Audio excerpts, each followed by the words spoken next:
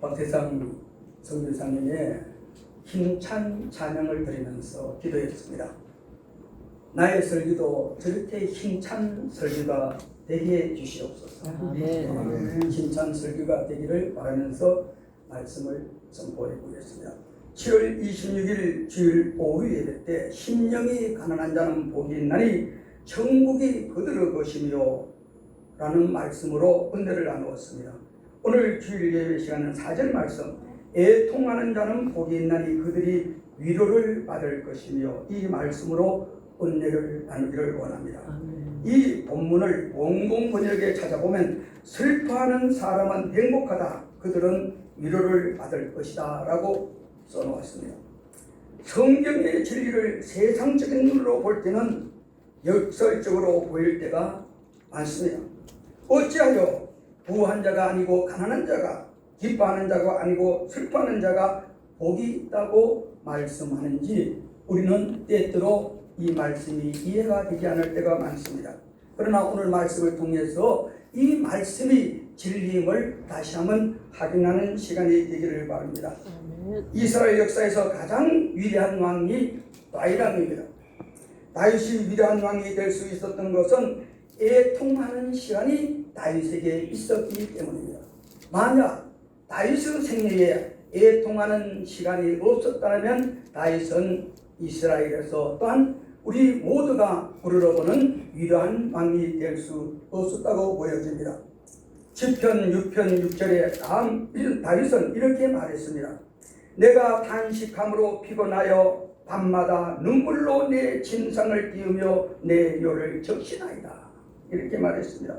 시편 42편 3절에서는 내 눈물이 주야로 내 음식이 되었다고 말하였습니다. 이 두 구절의 말씀을 보면 다윗왕은 날마다 자신을 돌아보면서 탄식하는 눈물의 시간을 가졌다는 말씀입니다. 바로 이 순간이 다윗이 진정한 다윗, 이스라엘의 가장 위대한 왕을 만드는 순간이었습니다. 오늘날 왕, 대통령, 수상, 그들은 한 나라의 최고 권력자입니다. 그의 말 한마디가 현실로 나타납니다. 우리의 말 한마디는 아무런 효과를 나타내지 못합니다. 그러나 왕이나 대통령, 수상 등이 어떤 말을 했을 때 그것이 그 뒷날 현실로 나타나는 것을 우리가 볼 수 있습니다. 지혜가 없는 권력자는 그 권력으로 자신의 무덤을 파게 됩니다. 왜냐하면 권력의 말이 잘못 알았을 때, 권력의 생각이 잘못이었을 때 그 생각이 자기의 무덤을 파게 된다는 것입니다. 지혜가 없는 말이라는 겁니다. 지혜로운 권력자는 권력의 위험성을 늘 생각하면서 다윗처럼 초심을 잃지 않고 심려를 기울여 기도하면서 정치를 합니다. 다윗은 지혜의 왕이었으므로 왕의 자리가 얼마나 위험한 자리인가를 알고 있었고, 자신도 모르게 위험한 자리에 처하게 되면 주님 앞에 엎드려서 애통하며 기도한 왕입니다. 다윗에게 맞는 것은 바로 애통이었습니다. 애통 그 자체는 모든 것을 잃는 것 같고 모든 종류의 가치가 무너지는 순간이지만, 바로 자아가 무너지는 그 순간이 성령이 내 속에 와서 임재하는 순간인 것을 우리가 알아야 된다는 겁니다. 애통할 때 나 자신에 대한 진실을 얻게 됩니다.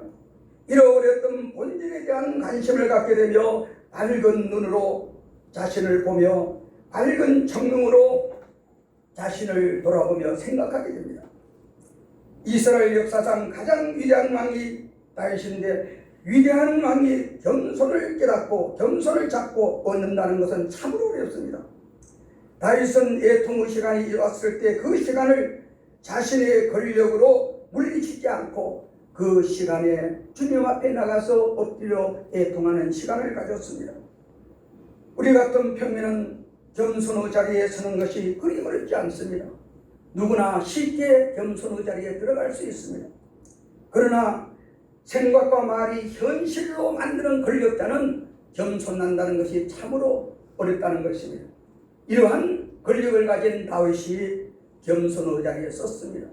겸손한 자리에서 주님 앞에 애통하며 기도했습니다. 그러할 때 전지전능하신 하나님께서 다윗을 들어섰다는 사실을 우리가 성경을 통해 날마다 보고 있습니다. 인류 역사를 보면 대통령이 겸손을 오지 못해 자신도 망하고 나라도 망하고 국민도 어렵게 한 사례가 무수히 많이 볼 수 있습니다. 사도 바울은 육체의 가시를 하나님의 은혜로 받아들이고 감사했습니다. 그것이 겸손을 얻는 지혜인 것입니다. 겸손은 최고의 덕이기에 쉽게 알 수도 배울 수도 없습니다. 소유하기는 더더욱 어렵습니다.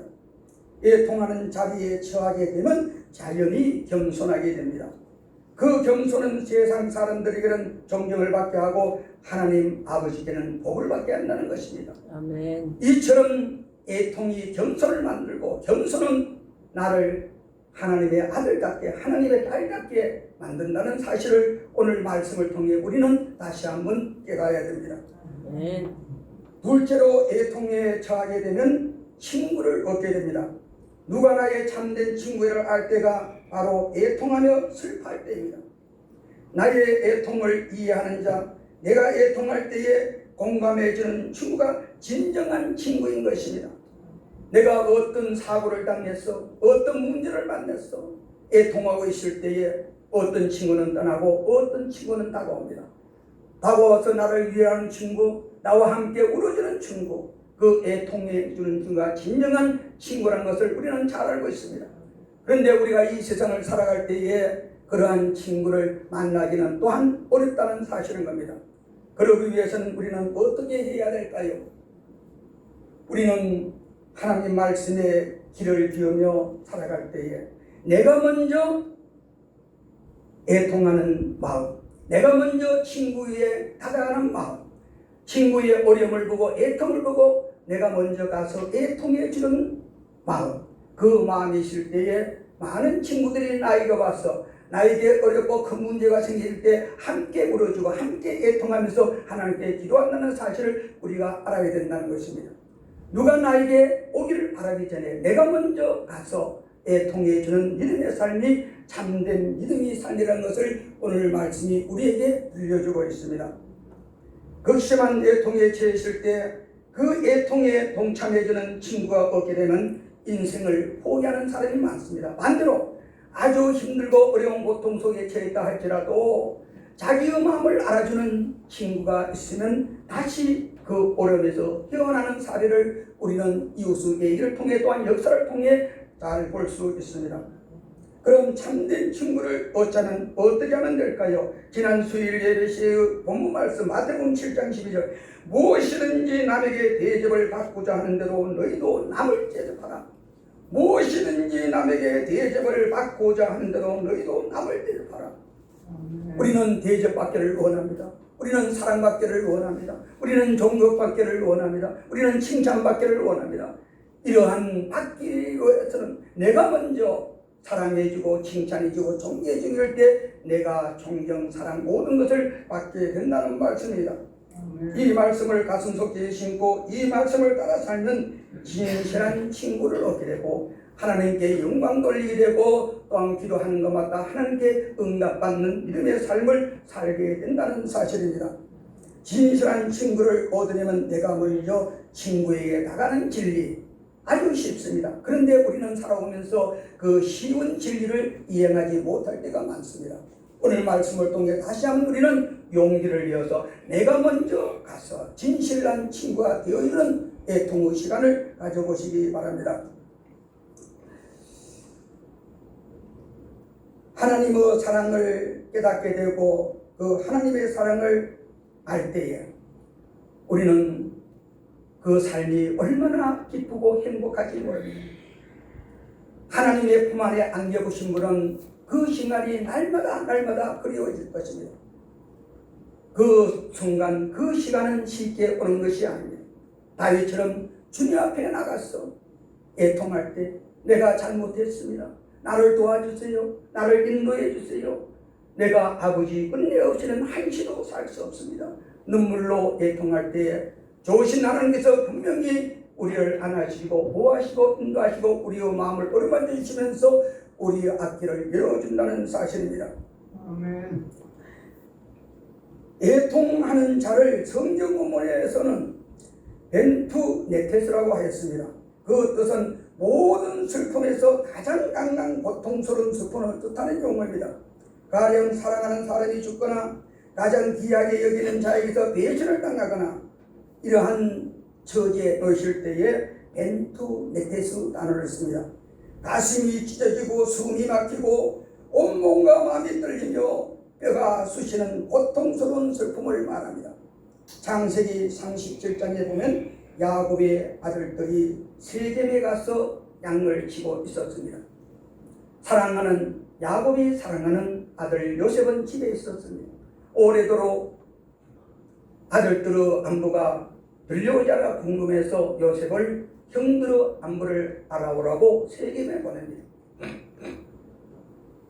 죄송합니다. 세겜에 갈 때에 이제 볶은 곡식도 주니까 볶은 곡식을 먹으면서 들판을 지나다 보니까 꽃들이 많습니다. 무성한 나무도 있습니다. 요셉이 너무나 신이라 랄라룰라랄라룰라 노래를 부르며 형들을 찾아갔습니다. 그 노래소리를 들린 데 보니까 그 노래소리가 요셉의 소리였습니다. 형들이 저 꿈꾸는 요셉이 온다. 시기의 대상자 요셉이 오는 걸 보고 형들이 꿈을 꾸밉니다. 이번 기회에 우리 저놈을 죽여버리자. 꿈에 쳐넣어버리자. 이런 원언을 합니다. 먼저 죽어버리자는 자가 많았습니다. 그때 마침 루벤이 나서서 말립니다. 우리 손에 피를 묻혀서는 안 된다. 우리가 칼로 죽이나 우물 안에 넣어서 죽이나 우물 안에가 나오지 못한다. 똑같다. 우리가 우리 손에 피는 묻히지 말자. 우물 안에 던져버리자. 이렇게 말합니다. 동생들이 마침 루벤의 말을 들어보니까 일리가 있었습니다. 칼로 죽이나 우물 안에 쳐넣어서 죽이나 죽는 것은 똑같고 우리에서 떠나는 것은 사실인 것입니다. 그래서 물 안에 쳐넣고 루벤이 다른 곳에 가서 이를 보고 제게 돌아왔습니다. 밧줄을 가지고 우물로 가보았습니다. 우물로 가보니까 요셉이 없습니다. 요셉이 탄식을 합니다. 내 동생이 없다. 내 동생이 없다. 울면서 옷을 찢으면서 탄식하고 있을 때 동생들이 말합니다. 형님, 낮에 이스마엘 사람들이 이곳을 지나갔습니다. 그래서 저희들이 운운해가지고 동생을 이스마엘 사람에게 팔았습니다. 은 20에 팔았습니다. 이제 형님이 아무리 울어도 통곡해도 그 동생 요셉은 돌아오지 않는다고 말했습니다. 그런데도 불구하고 이 동생들은 여기서 그치지 않고 다시 음모를 계속합니다. 이제 아버지를 속여야 되는 겁니다. 그래서 이스마엘 상인들에게 팔 때에 요셉의 채속옷은 벗겨놓고 팔았습니다. 그래서 수년소를 잡아가지고 그 뒤에 요셉의 채속옷을 적십니다. 그리고 이제 집으로 돌아옵니다. 집으로 돌아와서 아버지 때 야곱께 보여드립니다. 아버지, 이 옷을 한번 보세요. 이 옷이 오다 보니까 나무에 걸려 있었습니다. 이 옷이 혹시 아버지가 사랑하는 요셉이 옷이 아닌지 살펴보세요. 야곱이 곰곰이 뜯어보고 뜯어봤습니다. 뜯어볼 때는 그 옷이 사랑하는 아들 요셉이 옷이 아니기를 바라면서 보고 왔습니다. 그러나 보고 볼수록 그 옷은 사랑하는 요셉의 옷이 분명하였습니다. 그때에 야곱은 배를 허리에 두르고 애통합니다. 통곡을 합니다. 내가 어찌 살 것인가? 내 영혼이 음으로 내려가는 것 같구나. 통곡할 때에 자녀들이 어떤 일을 해도 위로를 받을 수 없었습니다. 야곱의 이 통곡은 오늘날의 이스라엘 나라와 이스라엘 민족을 만드는 역사를 이루게 됩니다. 이스마엘 상인들께 팔려간 요셉은 애굽의 친위대장 보디발의 집에 팔리게 됩니다. 보디발의 집은 아주 좋은 집이었습니다. 부자 집이었습니다. 그런데 하나님께서 보디발에게 그 마음의 은혜를 주었습니다. 그리고 그 가정에 복을 쏟아 부어줬습니다. 요셉이 그 집에 들어와자 모든 것이 잘 되었습니다. 그래서 보디발이 요셉을 가정 모든 재산을 다 지켜라 주었습니다. 다시 말하면 네 마음대로 하라는 것입니다. 네가 팔고 싶으면 팔고 지키고 싶고 너 멋대로 누구네 주고 싶으면 줘도 된다, 이런 뜻입니다. 그런데 요셉이 그 가정의 총무가 되어서 할 때에 점점 하나님의 은혜가 그 가정에 임하게 됩니다. 그런데 문제가 발생합니다. 보디발의 아내가 요셉을 볼 때마다 그 마음을 주체할 수 없는 겁니다. 절제할 수 없었습니다. 너무나 요셉이 잘생겼고 그 심성이 아름다워서 끌려가는 그 마음을 감당할 수 없게 되었습니다. 그래서 요셉을 볼 때마다 말합니다. 요셉아, 이 집에는 아무도 없다. 우리 둘만 있다. 우리 한번 동침하자. 내가 죽게 생겼다. 그때에 요셉이 말합니다. 사모님 진정하십시오. 내가 사모님과 동침하게 되면 이 모든 것을 나를 믿고 맡긴 우리 주인 어른님께 배반하는 자가 됩니다. 그리고 나를 인도하고 보호하고 여기까지 인도하신 우리 여호와 하나님께 죄를 짓게 됩니다. 그이는 도저히 할 수 없다고 말합니다. 그런데 날마다 요셉은 그 사모님을 피하고 다녔습니다. 어느 날은 보지도 못했습니다. 사모님의 마음에서는 증오가 생겼습니다. 사랑이 변하여 증오가 생긴다. 이 나쁜 놈, 이런 생각도 들었습니다. 내가 그렇게 애원하는데 그걸 못 들어준단 말인가, 이런 생각도 들었습니다. 하루는 일이 있어서 그 사모님이 있는 집으로 갔습니다. 그때에 보디발의 아내가 요셉의 옷을 부여잡습니다. 그 부여잡을 때 밑에 옷을 부여잡는 게 아니고 어깨 쪽에 있는 옷을 뒤에서 부여잡았습니다. 3000년 전이나 지금이나 이집트나 중동 지역의 옷은 큰 자루를 만들어서 위에 목이 나오게 뚫고 그 다음에 옆에 팔이 나오게 뚫어서 소매를 달면 그들의 옷이 되는 겁니다. 지금도 중동 지역에 가면 그 옷을 입고 그들은 생활을 합니다. 그 옷이 그곳에서 좋은 것은 첫째, 통풍이 잘 됩니다. 그리고 더위를 막아주기 때문에 그 옷이 오늘날까지 그들은 잘 입고 살아가는 겁니다.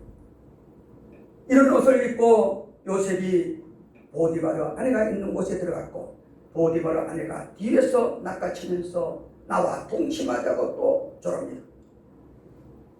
둘이가 격투가 생겼습니다. 하나는 잡고 하나는 뛰어놀려고 몸부림쳤습니다. 그 순간에 그 옷이 뒤에서 벗어졌습니다.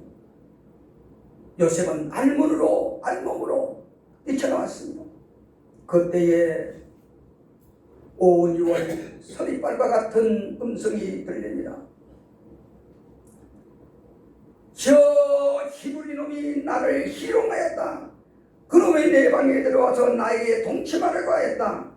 내가 소리치니 내 옷을, 지 옷을 던져버리고 이렇게 도망하였다. 그러면서 옷을 막 흔듭니다.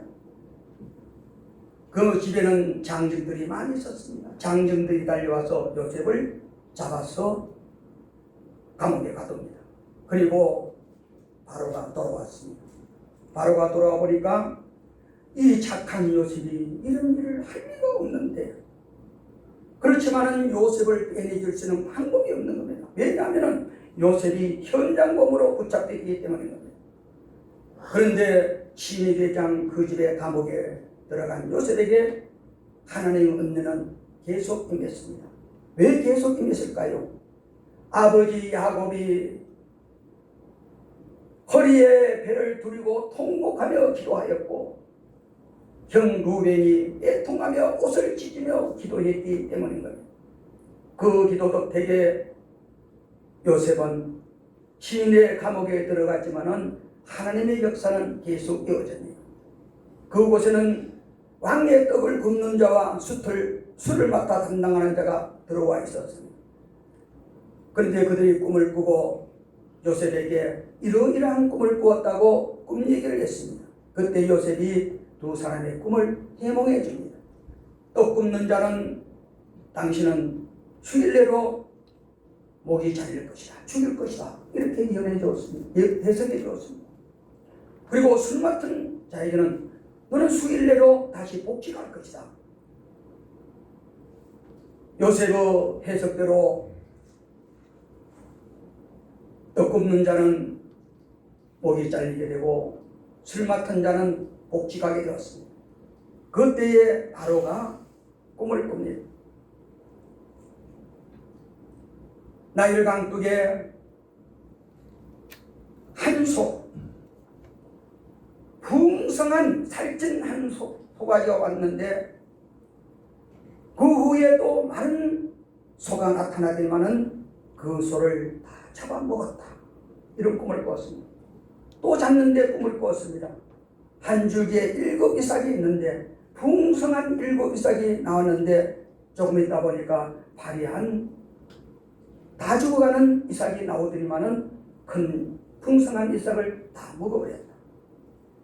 이 꿈을 꾼 후 바로가 이 나라 저 나라 모든 현인들 꿈 해몽을 잘하는 사람을 다 불러 모았지만은 그 꿈을 해몽한 사람이 없었습니다.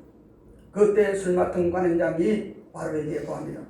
저희들이 감옥에 있을 때에 이러하는 일이 있었습니다. 그래서 떡 굽는 자는 교수형을 당했고 저는 이렇게 풀려나서 복제가 했습니다. 바로가 그 말을 듣는 순간 무릎을 탁 쳤습니다. 당장 그 히브리 아들을 불러오너라. 그래 히브리 아들 요셉이 바로궁에 들어가게 되었습니다. 바로궁에 들어가서 바로왕의 이야기를 쭉 들어보니까 꿈 해몽은 가득했습니다. 앞으로 7년 동안은 엄청난 풍년이 들 겁니다. 그 풍년이 들 때에 그 곡식을 내부기도 팔지 말고 막 허비하지도 말고 아껴 먹으면서 잘 저장해야 됩니다. 왜냐하면 앞으로 7년 후에는 또 흉년이 들 것입니다. 흉년이 될 때에 7년 동안 풍년이 든 곡식을 통해서 7년을 견뎌야 합니다. 꿈행몽도 잘하고 행정처리 방법까지 잘하는 요셉을 본 바로가 애국 총리로 삼습니다. 총리가 된 다음에 이제 팔레스타인에 살고 있던 자기 형들이 양식이 없어서 그곳에 옵니다. 그 과정을 얘기하는 건 너무 있기 때문에 자료하고 그렇게 와서 이제 모든 형들과 동생 베냐민과 아버지 다 애굽 땅으로 가게 됩니다. 애굽 땅에 가서는 가장 풍요로운 땅 고센 땅에 그들이 살게 합니다. 고센 땅은 어떤 땅인가 하면은 그 나일강이 저위 상류에서 내려오는데 수천리를 내려옵니다. 그리고 그곳에 비는 우기와 건기가 있습니다. 우기 때는 많은 비가 내리고 건기 때는 아무런 비가 내리지 않습니다. 우기 때 그 비가 쏟아지면은 나일강이 봄나고 그 삼각주 고센 땅은 나물에 잠깁니다.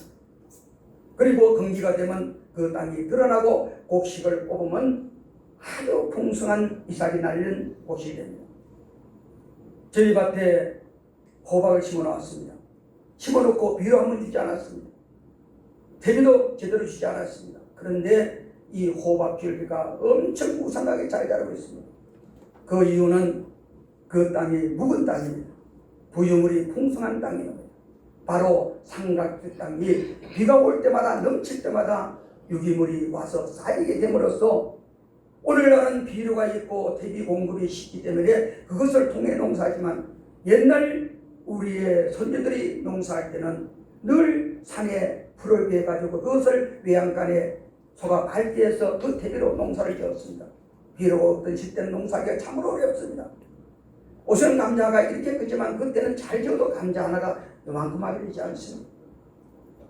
이렇게 풍요로운 고센 땅이 그 지역이 우리 남한 면적과 비슷합니다. 그러니까 우리는 고대사를 연구해보면 이집트가 얼마나 잘 살은 걸 우리는 역사를 통해 볼 수 있는 거예요. 그것이 바로 고센 땅, 삼각주 땅이 부유물로 인해서 해마다 풍년이 들었기 때문인 겁니다.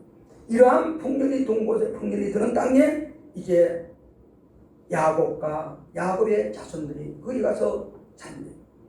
거기 가서 얼마를 살았는가? 430년을 삽니다. 거기 가서 430만의 인구가 돼서 이제 돌아오는 역사가 일어납니다.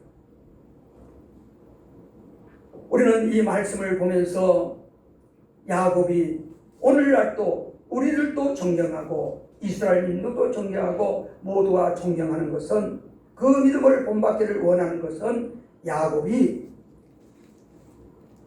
주님 앞에 나가서 애통했기 때문인 것입니다. 나에게는 애통거리가 없다, 이렇게 말하는 친구들이 있을까요? 우리가 살펴보면 애통거리가 너무나 많습니다. 우리가 첫째 애통할 것은 믿음이 없는 나 자신을 보고 애통해야 된다는 것입니다. 믿음, 그것은 참으로 숙제 풀기가 어려운 말씀인 겁니다.